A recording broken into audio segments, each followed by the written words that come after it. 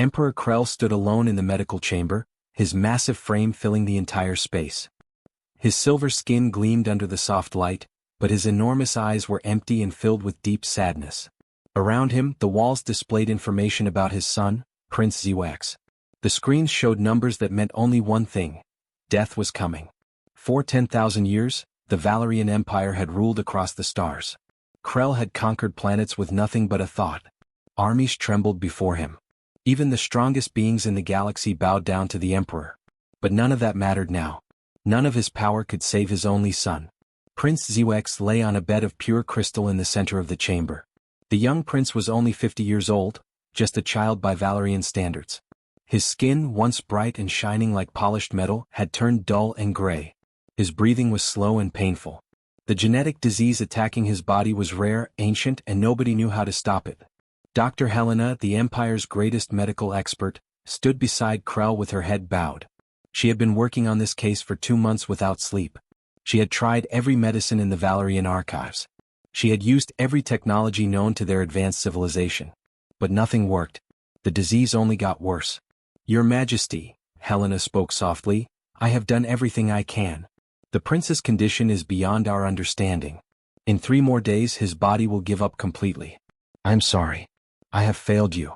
Krell did not answer. He simply stared at his son's face. HFY's eyes were closed, and he looked so small and fragile lying there. The Emperor had held entire planets in his hands. He had made decisions that affected billions of lives. But he could not save one boy. He could not save his own child. For the first time in thousands of years, Krell felt afraid. Fear was something emperors never felt. Fear was for weak creatures, for slaves and prisoners.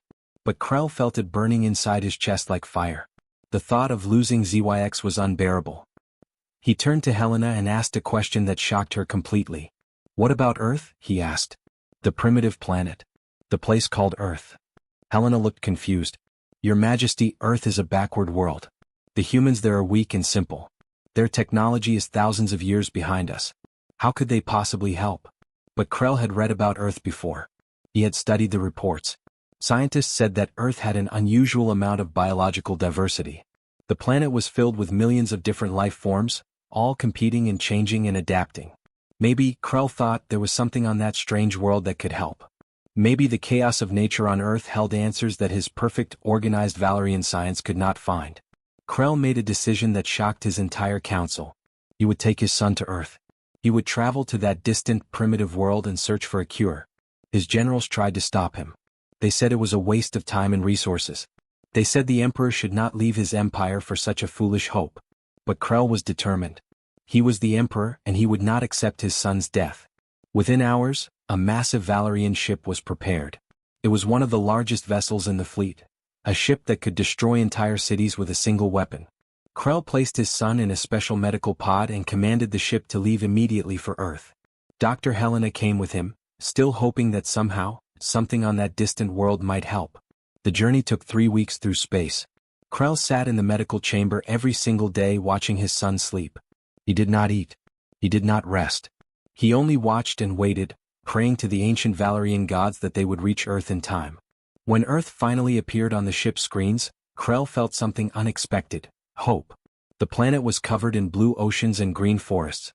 It was beautiful, but it was also chaotic and unpredictable. Nothing on Earth was organized or planned the way Valerian worlds were. Everything was wild and free and constantly changing. The ship began its descent toward Earth's atmosphere. Krell stood on the bridge, his hands pressed against the window, staring down at the planet below. Somewhere down there, in those cities filled with millions of humans, there had to be an answer. There had to be something that could save HFY. But as the ship entered the atmosphere, something terrible happened. The ship's system started to fail. Alarms sounded everywhere. The navigation computer went crazy, showing impossible readings. The ship, designed for the cold emptiness of space, was struggling with Earth's thick atmosphere and its strange magnetic fields. Krell ordered his pilots to stabilize the ship, but it was too late. The massive vessel was spinning out of control, falling toward the surface like a meteor. Dr. Helena held onto her chair as the ship shook violently. Other crew members screamed as they felt the terrible impact approaching. Then there was a sound like thunder, enormous and final. The Valerian ship crashed into the middle of a large human city, breaking through buildings and creating a crater in the ground.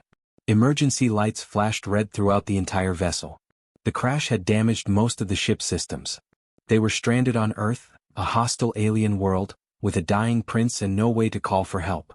Krell stood up slowly, looking at the damaged control panels around him. His ship was broken. His crew was injured. And his son was still dying, running out of time with every second that passed. For the first time since arriving on Earth, Krell understood that he would have to do something he had never done before. Ask for help from someone else. The mighty Emperor would have to leave his ship and venture into this strange, chaotic world. He would have to meet the humans face to face and tell them about his son. He would have to trust them, trust these weak, simple creatures, with the life of his only child. Krell took a deep breath and prepared to step out into the unknown world of Earth. Krell walked through the streets of the city, and everywhere he went, people screamed and ran away. His silver skin caught the sunlight and reflected it in strange ways. His body was 7 feet tall, and his face looked nothing like any human face. His eyes were large and black, without any white around them. His fingers had 6 joints instead of 5. To the humans, he looked like a nightmare that had come to life. Car alarms went off as he passed by. Shop owners closed their doors and locked them. Parents grabbed their children and pulled them inside buildings. News helicopters flew overhead, following the strange alien creature walking alone through their city. Soldiers were called. Guns were prepared. But Krell did not care about any of this. He did not even notice the fear he was causing. He was thinking only about his son.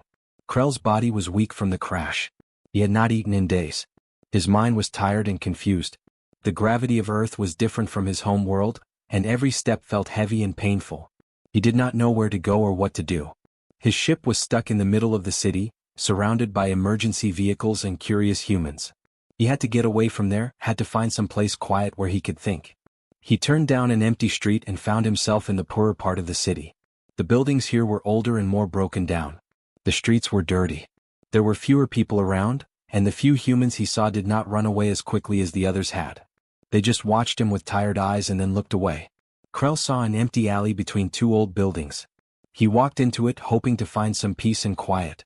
But as he entered the shadows, his legs gave out.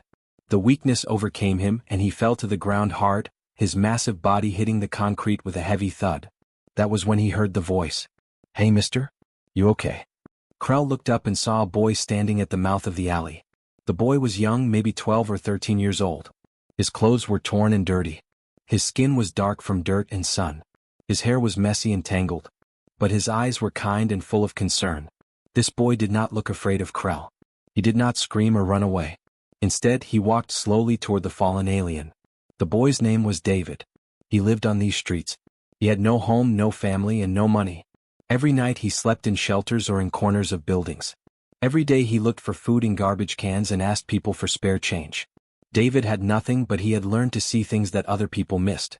He could see when someone was hurt. He could see when someone needed help. "I am not okay," Krell said in a deep voice that came from a small device on his chest. The device translated his alien language into English words. "I am very far from okay." David sat down next to the alien without any fear. He had seen many strange things on the streets. He had seen drug addicts, criminals, and crazy people. But he had never seen anything like this creature before. Yet somehow, looking into those big black eyes, David saw only sadness and pain. "What happened to you?" David asked. "Are you hurt? Do you need a doctor?" Krell looked at this small human boy. This child had nothing. His clothes were falling apart. His shoes had holes in them. Yet he was offering to help a strange alien creature that he had never met before. It was strange. It was confusing. But it was also beautiful in a way that Krell had never understood before. "My son is dying," Krell said slowly.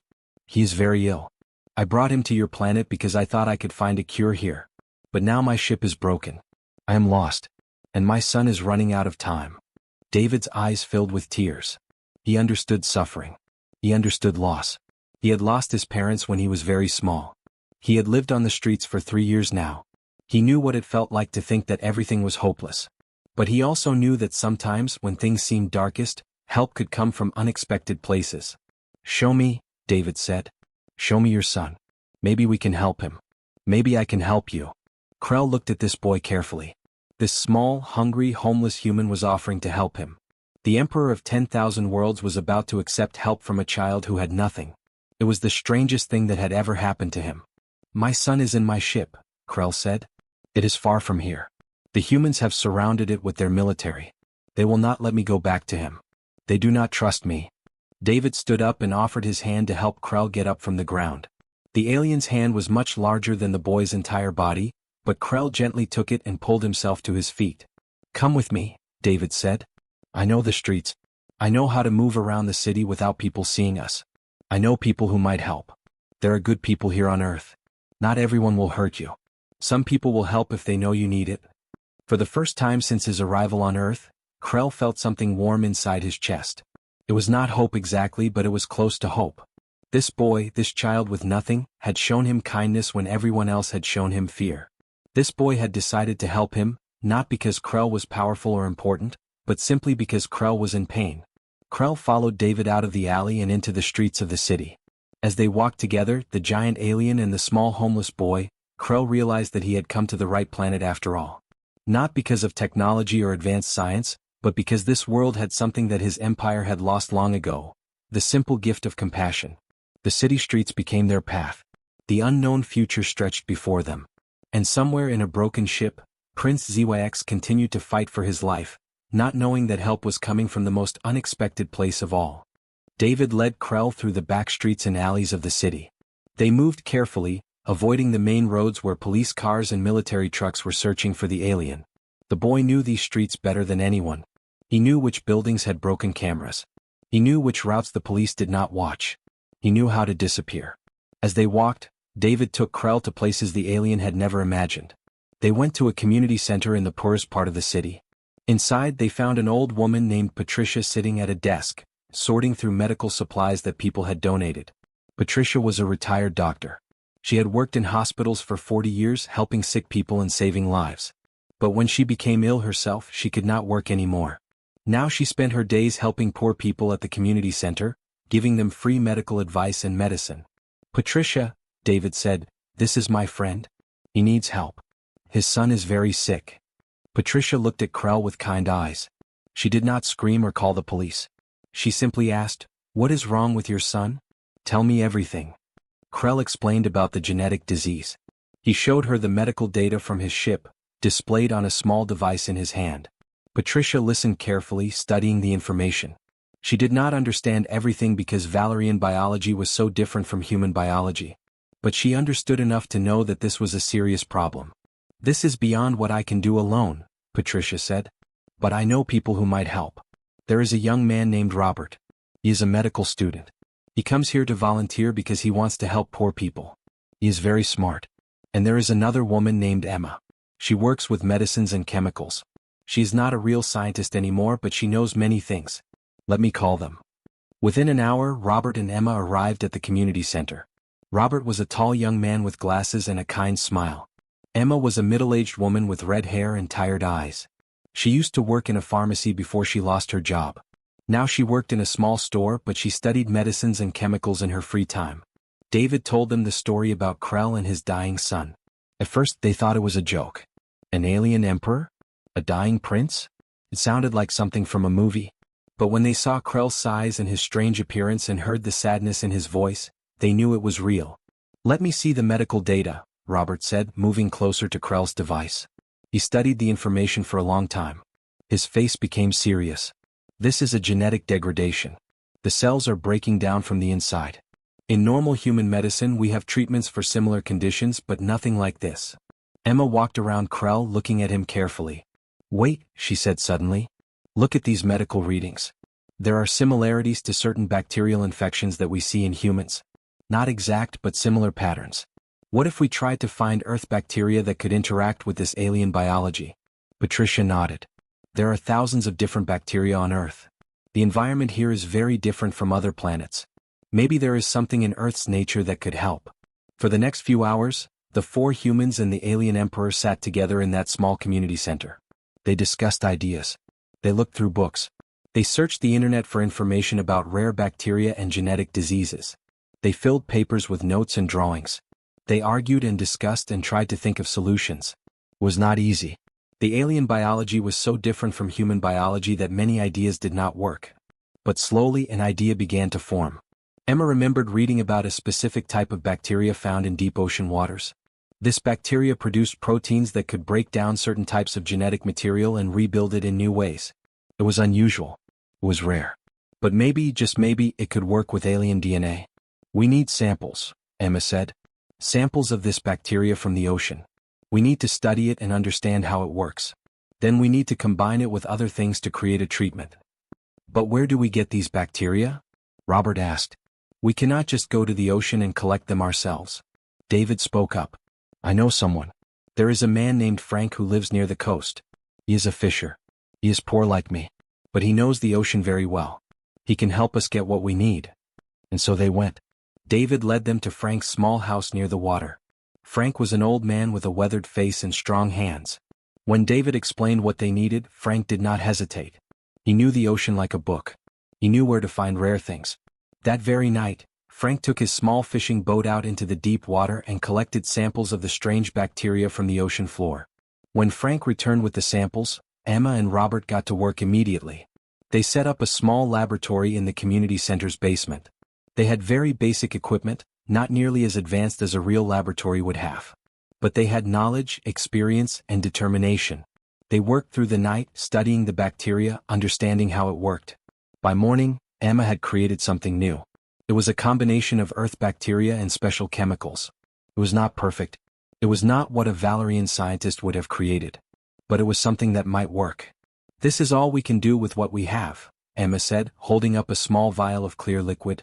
We do not have fancy equipment like your ship has. We do not have advanced technology. But we have used what Earth has given us. We have used our knowledge and our creativity. Maybe this will help your son. Krell looked at the vial in Emma's hand.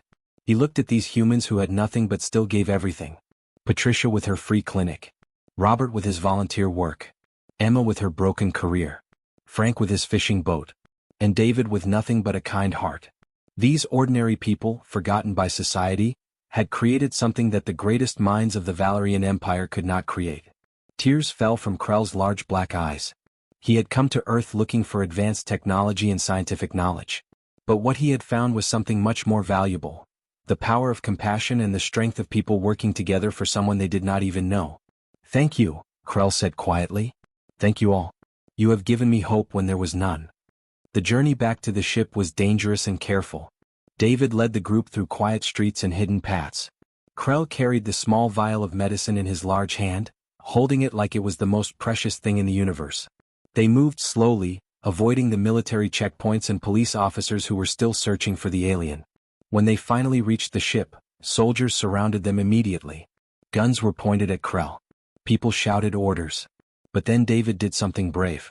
He stepped forward and raised his hands. He told the soldiers that Krell was not dangerous. He told them that the alien emperor was a father trying to save his son. He told them the story of how Krell had come to Earth looking for help, and how the people of the city had helped him. Something in David's words touched the soldiers' hearts. The commander of the military unit lowered his gun. He looked at Krell and at the small vial in the alien's hand.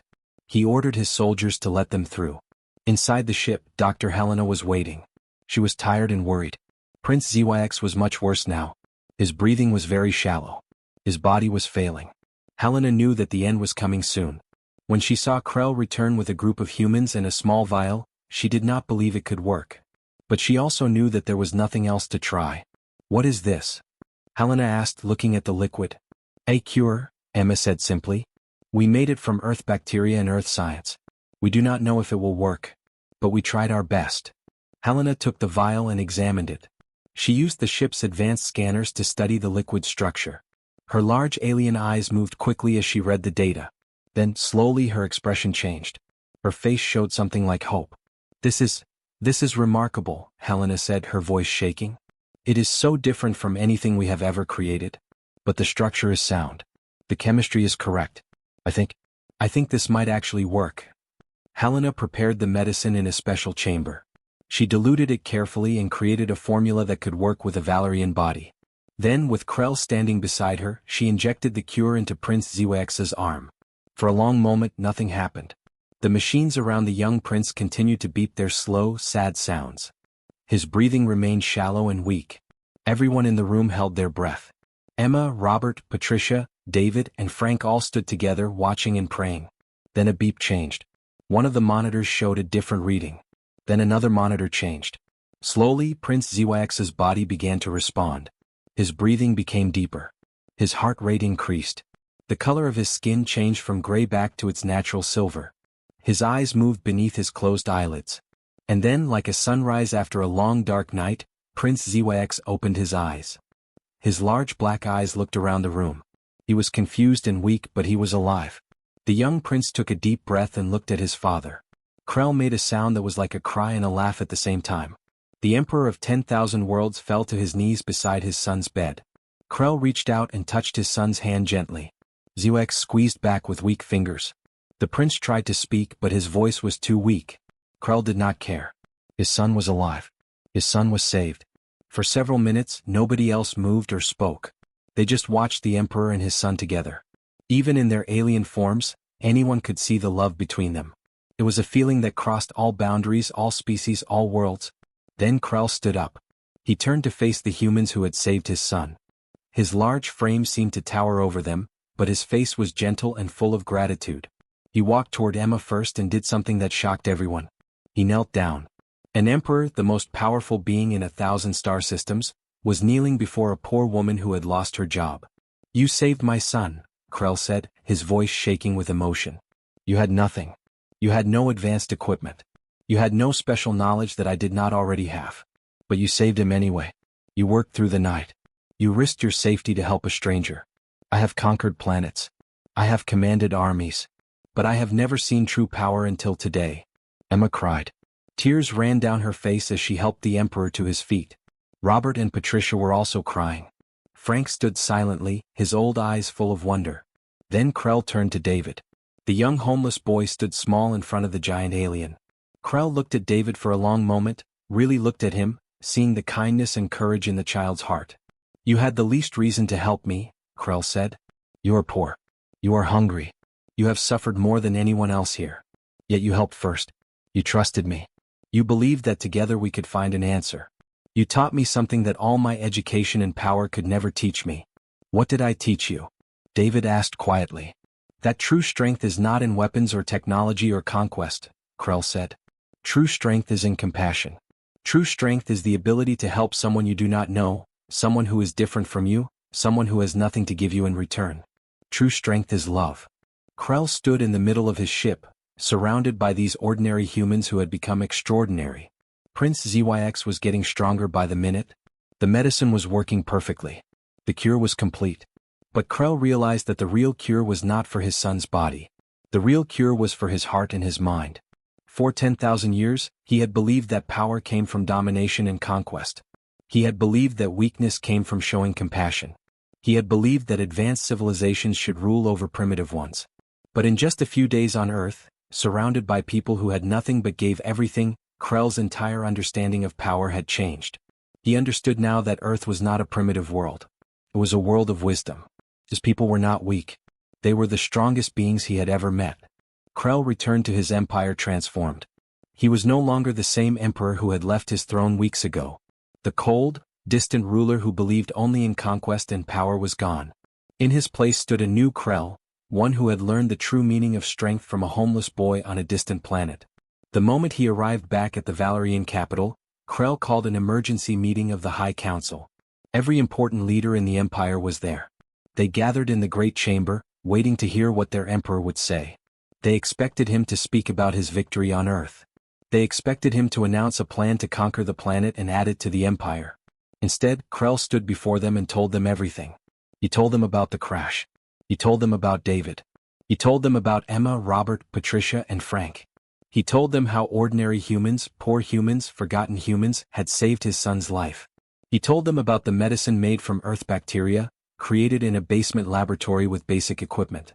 The council members did not understand at first. They thought their emperor was confused or perhaps suffering from a disease himself. But Krell's voice was strong and clear. His words carried truth and power.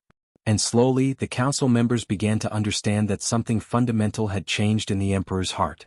"I have made a decision," Krell announced. "Earth will not be conquered. Earth will not become another possession of the Valerian Empire. Instead, Earth will become our teacher. We will establish a partnership with the humans. We will learn from them. And we will help them." The council erupted in protest. This was not what they expected. Some leaders argued that showing mercy to a primitive planet was a sign of weakness. Others said that Krell was throwing away the Empire's power. But Krell was the Emperor and his word was law. He would not be moved. Within days, Krell sent messages to Earth. He offered to help rebuild the city that his ship had damaged during the crash. He offered advanced medical technology to help human doctors treat diseases. He offered clean water systems and energy sources to lift people out of poverty. But most importantly, he offered something that Earth had never received before: respect. And he made one special offer to the 5 humans who had saved his son. David, Emma, Robert, Patricia, and Frank were brought to the Valerian ship. They had never been off Earth before. They were scared and excited at the same time. Krell greeted them in a great hall inside the ship. The walls were made of materials that shimmered and glowed. The air felt clean and perfect. Everything was so advanced and beautiful that it seemed like a dream. "I want to offer you positions in my empire," Krell said to them. "I want to give you wealth beyond your imagination. I want to give you power and comfort. You could live like kings for the rest of your lives. All you have to do is accept my offer." The 5 humans looked at each other. For a moment they were silent. Then David spoke. "Your Majesty," David said respectfully, "thank you for this offer. It is kind and generous. But that is not what we want." Krell looked surprised. Nobody in his empire ever refused an offer from the Emperor. "What do you want?" Krell asked. "Tell me and I will give it to you." David took a deep breath. "We want to help the people of Earth who are suffering like I suffered. There are millions of people who are hungry and homeless. There are people who are sick and have no medicine. There are children without schools. We want resources to help all of them. That is all we want." Emma, Robert, Patricia, and Frank nodded their agreement. This was what they really wanted. Not power or money for themselves, but the ability to help others. Krell smiled. It was a smile that had never appeared on his face before. He understood now why these humans were truly powerful. They did not want for themselves. They wanted for others. "Your wish is my command," Krell said. "I will give you unlimited resources. You can build hospitals and schools. You can feed the hungry and house the homeless. You can do anything you want to help your people. This is my gift to Earth." Years passed. The partnership between Earth and the Valerian Empire grew stronger. Alien scientists worked alongside human scientists. Alien doctors trained human doctors. Alien technology was shared with humans to help solve problems of poverty, disease, and suffering. David grew up and became a leader in this new mission. He worked with Emma to build hospitals all across the poorest parts of Earth. Robert helped train thousands of new doctors. Patricia opened clinics in every major city. Frank used his knowledge to help humans understand how to live in harmony with Earth's oceans. Krell visited Earth many times. On each visit he would walk through the cities and see the changes. He would see homes where homeless people once lived. He would see hospitals that had not existed before. He would see children learning in schools, getting the education they needed to build better lives. One day, Krell and David stood together on a high building, looking out over the city. Everywhere they looked, they saw people working together. Humans and aliens side by side. Rich and poor working for the same goal. Different species united by one thing: compassion. "Do you remember when you found me in that alley?" Krell asked David. "Do you remember when you offered to help me, even though you had nothing?" "Yes," David said. "I remember. You changed my life," Krell said. "You taught me that power is not about ruling others. Power is about lifting others up. You taught me that the greatest strength is kindness. I have ruled 10,000 worlds, but the most important lesson I learned came from a homeless boy with nothing but a good heart." David looked at the alien emperor. They were so different. Their bodies were different. Their worlds were different. Their lives had been completely different. But they were brothers in spirit. They were united by something deeper than biology or technology or power. "You changed my life too," David said. "You gave me the chance to help others. You believed in me. You gave me purpose." They stood together, watching the sun set over the city. In that moment, peace fell over Earth. Not the peace that comes from conquest or control, but the peace that comes from understanding and compassion. The Valerian Empire had learned its most important lesson from the humans of Earth. And Earth had learned that even the most powerful beings in the universe could change, could grow, and could learn to love.